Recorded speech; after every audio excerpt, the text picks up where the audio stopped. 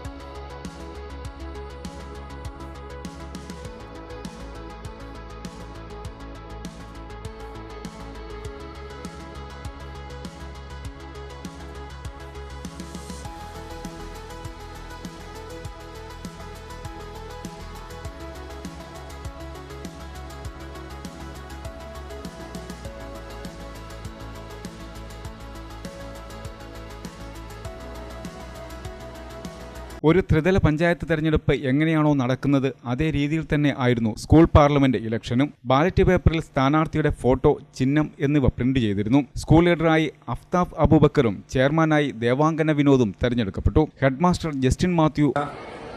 School parliament ഇലക്ഷനാണ് ഇപ്പോൾ നടന്നുകൊണ്ടിരിക്കുന്നത്.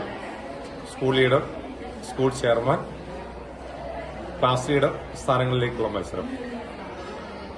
സാധാരണ ത്രിതല പഞ്ചായത്ത് തെരഞ്ഞെടുപ്പ് നടക്കുന്ന അതേ രീതിയിൽ തന്നെയാണ് ഇവിടെയും തെരഞ്ഞെടുപ്പ് നടക്കുന്നത്.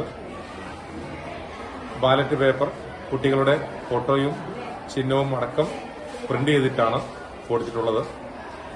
കുട്ടികൾക്ക് ഒരു പൊതു തെരഞ്ഞെടുപ്പിന്റെ രീതി എങ്ങനെയാണ് എന്ന് അറിയുന്നതിനുള്ള എല്ലാ സൗകര്യങ്ങളുമാണ് ഇവിടെ ചെയ്തിട്ടുള്ളത്. അധ്യാപകർ എന്നിവർ നേതൃത്വം നൽകി.